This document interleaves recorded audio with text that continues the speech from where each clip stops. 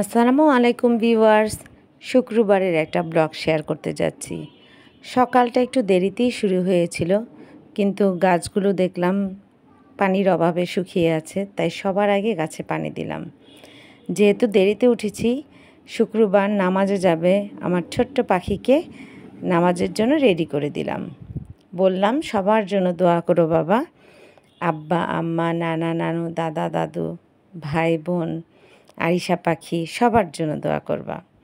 আর ওইদিকে রান্নাও চুলায় দিয়ে দিয়েছি। আজকে শর্টকাট রান্না, পোলাও রোস্ট আর ভাত ডাল তো থাকবেই, সাথে ঝাল মাংস। একদিকে রান্না করছি, অন্যদিকে বাবা পাখিকে বিদায় দিব, নামাজে যাবে। প্লিজ আমার এলোমেলো ঘর ইগনোর করবেন সবাই। চলে গেল পাখি।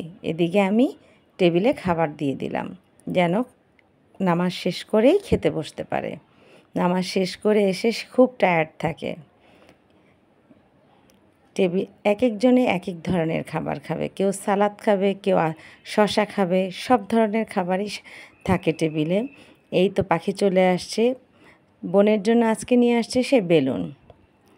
আমার বুয়া খালা কাজ শেষ করে বাবার বাসায় থেকে আমার বাসায় ঢুকলো। বাবা দুটো লাঠি পাঠিয়েছে আমার জন্য, টোস্ট বিস্কুট। এটাকে কে কি বলেন জানি না, কেউ গ্যান্ডারি বলে, আখ বলে, যে যাই বলুক। তা আমি চলে আসলাম আবার বাবার জন্য খাবার দিতে। বাবার জন্য একটু খাবার পাঠিয়ে দিলাম, খালাকেও খাবার দিলাম। আর খালাকে বললাম আমার জন্য গ্যান্ডারি দুটো ছিলে কেটে দিতে। খালা কিভাবে গ্যান্ডারি ছিলছে সেটা আমি একটু দেখাচ্ছি।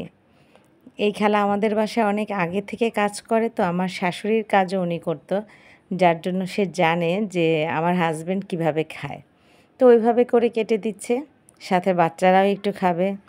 এখনকার বাচ্চারা তো এইসব খাবার চিনেই না, যার জন্য এভাবে করে দিলে যদি কিছু একটু ধরে খায়।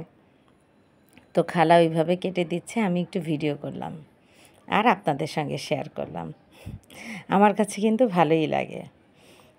উপর থেকে আন্টি আবার মাংস আর ভর্তা পাঠালো। অনেক ক্ষুধা লাগছিল, খেতে বসে পড়লাম আমিও। আর এই যে আজকে দিনে বেলুন খেলা, প্রতিদিন তাদের নতুন নতুন একটা খেলনা লাগবে, আর সেটা দিয়ে সারাদিন পার করবে তারা দুই ভাই বোন।